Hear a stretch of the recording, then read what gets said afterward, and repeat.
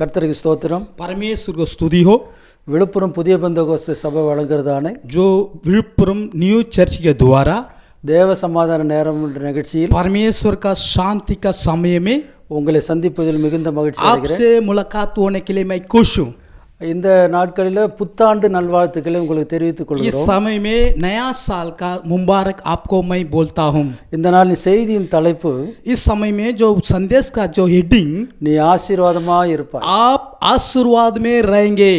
ஆதியாகமம் புஸ்தகம் 12ஆம் அதிகாரம் 2ஆம் வசனம். उत्पत्ति का 12 का 2 वचन. நான் உன்னை பெரிய ஜாதியாக்கி உன்னை ஆசீர்வதித்து உன் பேரை பெருமைப்படுத்துவேன், நீ ஆசீர்வாதமாய் இருப்பாய். கர்த்தருக்கு மகிமை உண்டாகட்டும். परमेश्वर के महिमा होवे. ஆண்டவர் ஆபிரகாமை அழைக்கும் போது परमेश्वर ने अब्राहम को पुलगात किया, அவனுக்கு சில நிபந்தனைகளை வைத்தார். उनको कुछ आज्ञा दिया था. அந்த நிபந்தனைகளின்படி அவன் நடக்கும்போது उसके आज्ञा के द्वारा अब्राहम चलने समय में அவனை கர்த்தர் ஆசீர்வதிப்பாராக परमेश्वर ने अब्राहम को आशीर्वाद देंगे என்று சொன்னார். वैसे ही बोला. அதற்கு 12ஆம் அதிகாரம் 1ஆம் வசனம். उसमें 12 वचन 1 वचन में கர்த்தர் ஆபிரகாமை நோக்கி, கர்த்தர் ஆபிரகாமை நோக்கி परमेश्वर अब्राहम को ताकर நீ தேசத்தையும் உன் இனத்தையும் உன் தகப்பனுடைய வீட்டையும் விட்டு புறப்பட்டு நான் உனக்கு காண்பிக்கும் தேசத்துக்கு போ. கர்த்தருக்கு ஸ்தோத்திரம். परमेश्वर को स्तुति होवे. கர்த்தர் ஆபிரகாமை நோக்கி परमेश्वर अब्राहम को देखकर நீ உன் தேசத்தையும் आपका देश को, உன் இனத்தையும் आपका जो परिवार को, உன் தகப்பனுடைய வீட்டையும் விட்டு आपका पिता का घर को छोड़ புறப்பட்டு मैं जानता हूँ நான் உனக்கு காண்பிக்கும் தேசத்துக்கு போ என்று. जो मैंने दिखा रहा हूँ उसी देश में आप जाए.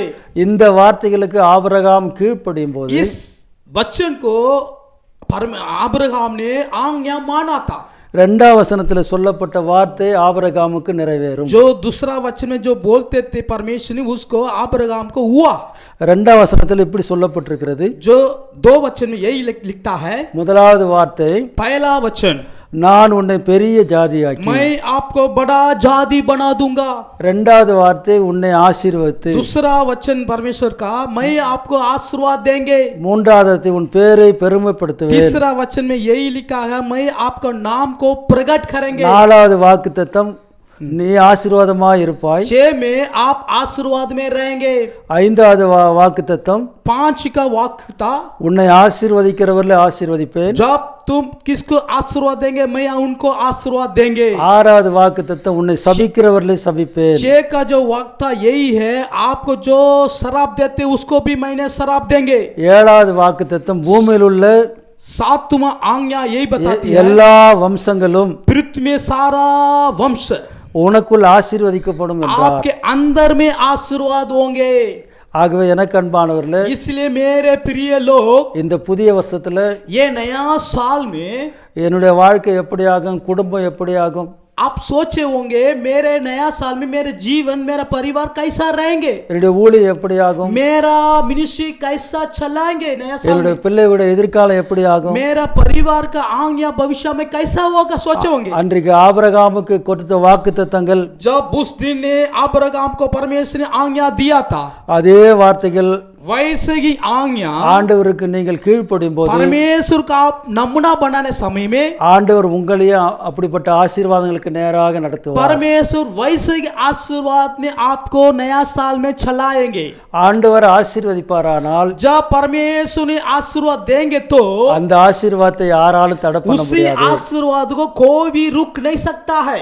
ஆண்டவர் ஆசீர்வதிக்காத பட்சத்தில் परमेश्वर ने आशीर्वाद देते हैं, நம்ம யாரும் ஆசீர்வதிக்க முடியாது. हमारा कोई भी आशीर्वाद नहीं दे सकते हैं. அதே நேரத்தில் இந்த 6வது வாக்குத்தத்தமாக जो ऐसे ही 6 जो आज्ञा यही लिखता है, ஆபிரகாமுக்கு ஆண்டவர் சொன்ன வார்த்தை, परमेश्वर ने अब्राहम को आज्ञा दिया था, நீ யாரை ஆசீர்வதிக்கிறாயோ जब अब्राहम ने किसी को आशीर्वाद देंगे நான் அவர்களை उसी ஆசீர்வதிப்பேன். को मैंने आशीर्वाद देते. நீ யாரை சபிக்கிறாயோ आप किसी को शराब देते हैं, அவர்களை நானும் उसी சபிப்பேன். को मैंने भी शराब देंगे. ஆகவே இந்த புதிய வருஷத்துல इसलिए ये नया साल में கால் வைத்திருக்கிற நம்மை जो अभी आए हुए हमको ஆண்டவர் परमेश्वर ने ஆசீர்வாதமாக வைப்பார். आशीर्वाद में रखेंगे. நீ எந்த காரியத்திலும் குறைவுள்ளவர்களாக காணப்படாதபடி किसी समय में आप कमी नहीं हो सकते हैं. கர்த்தர் எல்லா காரியத்திலும் நம்மை ஆசீர்வாதமாக நடத்துவார். परमेश्वर सारा कार्यक्रम में आपको आशीर्वाद देंगे. அந்த 23ஆம் சங்கீதத்துல நாம் பார்க்கும்போது जो भजन संगीत 23 में यही அந்த लिखा गया है. 23ஆம் சங்கீதத்துல சொல்லப்பட்ட जो வார்த்தைகள் भजन संगीत 23 में यही लिखा गया है. அந்த வார்த்தைகள் நம்முடைய வாழ்க்கையில நிறைவேற வேண்டுமானால் उसी में वचन हमारा जीवन में होना चाहिए. அதுல 6ஆம் வசனம் இப்படி சொல்லப்பட்டிருக்கிறது. उसमें 6 में लिखा गया है. 23ஆம் சங்கீதம் 6ஆம் வசனம், भजन संगीत 23 का 6 में यही लिखा गया है. என் ஜீவனுள்ள நாளெல்லாம் जब तक मैं जिंदा है जी रहा हूँ நன்மையும் கிருபையும் भलाई अनुग्रह என்னை தொடரும். मुझे पीछे आ सकता है. நான் கர்த்தருடைய வீட்டிலே मैं परमेश्वर के घर में நீடித்த நாட்களாய் हमेशा निरंतर நிலைத்திருப்பேன். मैं रहूंगा.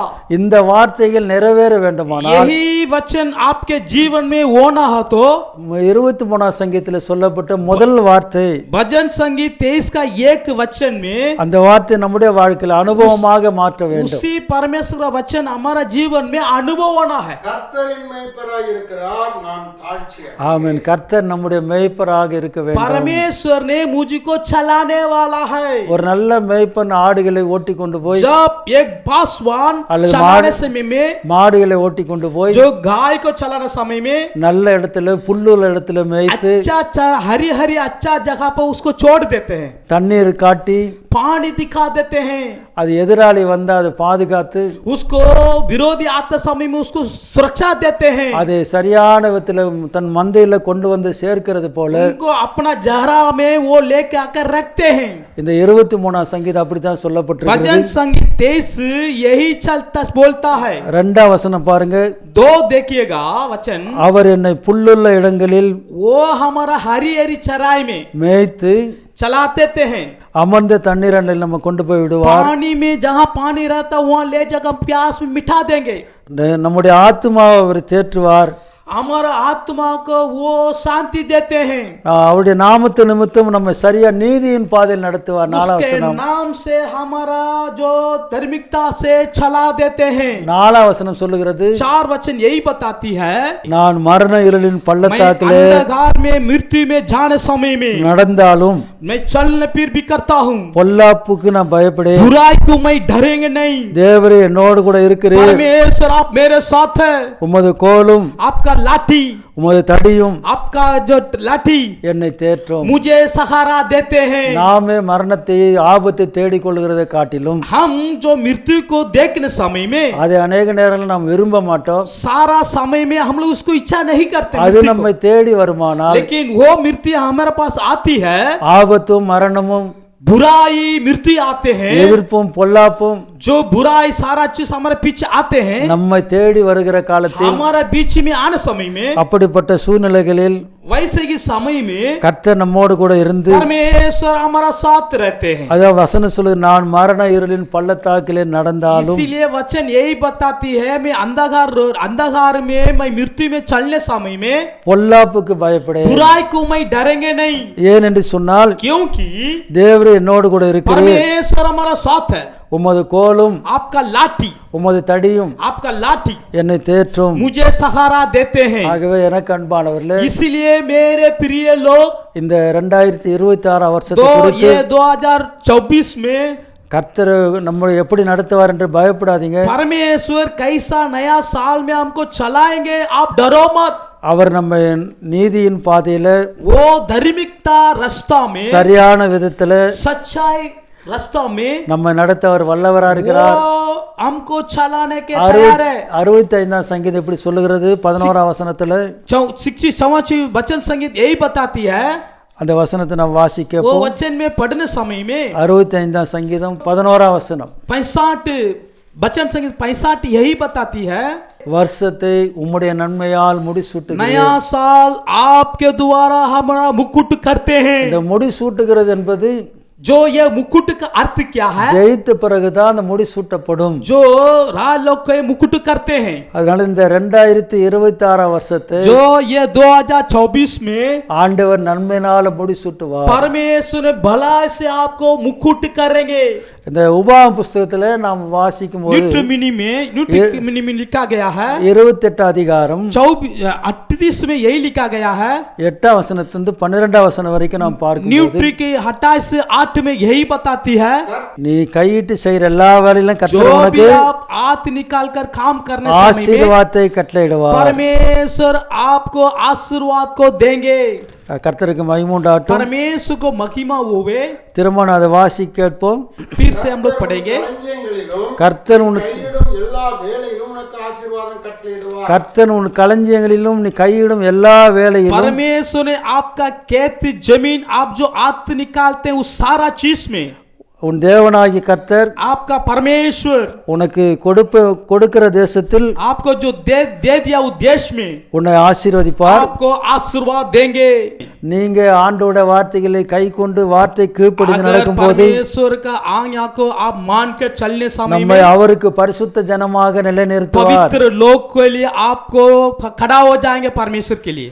11ஆம் வசனம் 12ஆம் வசனம் जो 11-12 में यही लिखती है, ஏற்ற காலத்தில் உன் தேசத்தில் மழை பெய்யும். जब आपके देश में बारिश होगा. ஆமென். நீ अनेक ஜாதிகளுக்கு கடன் கொடுப்பாய், நீயோ கடன் வாங்காதிருப்பாய். आप ज्यादा जाति लोग को उधार देंगे, आपने उधार नहीं लेंगे. ஆபிரகாமுக்கு சொன்ன வார்த்தைகள் வாக்குத்தத்தங்கள் जो अब्राहम को परमेश्वर ने आज्ञा दिया था, நமக்கும் இந்த புதிய வருஷத்துல हमारा भी नया साल में கர்த்தர் நிறைவேற்றி தருவாராக. परमेश्वर ऐसे आशीर्वाद देंगे. கர்த்தர் உங்களை ஆசீர்வதிப்பாராக. ஜெபம் பண்ணுவோம். परमेश्वर आपको आशीर्वाद देंगे. ஜெபம் பண்ணுவோம். प्रार्थना ஆண்டவரே, करेंगे. ஆண்டவரே, இந்த நேரத்துக்காக உம்மை துதிக்கிறோம். परमेश्वर ये समय के लिए हम आपको स्तुति करते हैं. இந்த புதிய வருஷத்துல ये नया साल में ஆபிரகாமுக்கு சொன்ன வார்த்தைகள், जब आपने अब्राहम को वायदा दिया நீ ஆசீர்வாதமா இருப்பாய் என்ற आप வார்த்தைகள் आशीर्वाद में रहेंगे बोला, எங்களுக்கும் பலிக்கும்படி, मुझे भी वो होने के लिए எங்களை ஆசீர்வதிக்கும்படி मुझे भी आशीर्वाद दीजिए. நாங்கள் உம்முடைய கரத்துல मैं आपके हाथ में ஒப்பு கொடுத்து ஜெபிக்கிறோம். अर्पित करते प्रार्थना करेंगे. இந்த நிகழ்ச்சியை பார்த்து கொண்டிருக்கிற जो ये प्रोग्राम को देखने वाला को தம்முடைய பிள்ளைகள் எல்லாரையும் கர்த்தர் ஆசீர்வதிப்பாராக. सारा आपके बच्चे लोग को सबको आशीर्वाद दे. இந்த நிகழ்ச்சியை ஒளிபரப்பி கொண்டிருக்கிற ये प्रोग्राम जाय टीवी के ஜாய் द्वारा டிவி ஆசீர்வதிப்பாராக. जाय टीवी को आशीर्वाद दीजिए. மொழிபெயர்க்கிறதான அருமையான பாஸ்டர் जो ஆசீர்வதிப்பாராக. ट्रांसलेट हिंदी में करते हैं पास्टर को आशीर्वाद दीजिए. தொடர்ந்து பொறுப்பெடுத்து நடத்தும். लगातार आप चलाइए. கனம் துதி மகிமெல்லாம் உமக்கு தருகிறோம். आदर इज्जत सारा आपको देते हैं. இயேசுவின் நாமத்தில் கேட்கிறோம் பிதாவே. यीशु मसीह के नाम से मैं प्रार्थना करते सुनिए मेरे स्वर्गीय पिता. ஆமென். காட் आमीन. கர்த்தர் உங்களை परमेश्वर ஆசீர்வதிப்பாராக. आपको आशीर्वाद दे. God bless you. परमेश्वर आपको आशीर्वाद दे.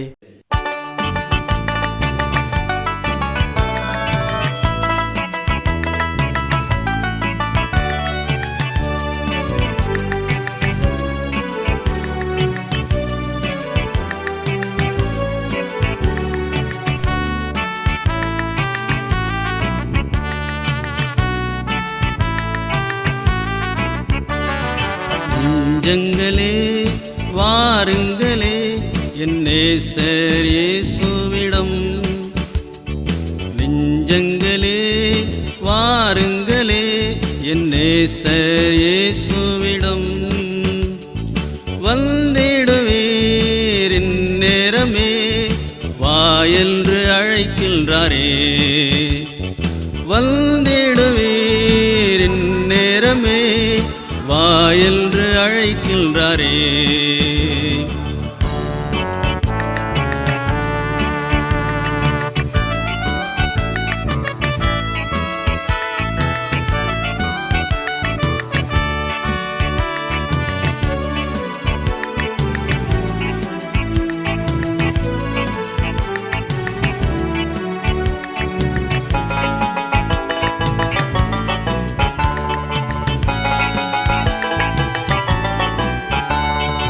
என் பாவ பாரங்களை தன் நெஞ்சில் சுமக்க வந்தார்.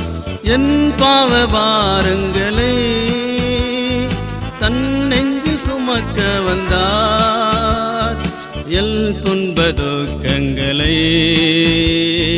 எல்தனில் நீக்க வந்தார். எல் துன்ப துக்கங்களை எல்தனில் நீக்க வந்தார். நெஞ்சங்களே வாருங்களே என் நேசர் இயேசுவிடம். வந்திடுவீர் இந்நேரமே வா என்று அழைக்கின்றாரே.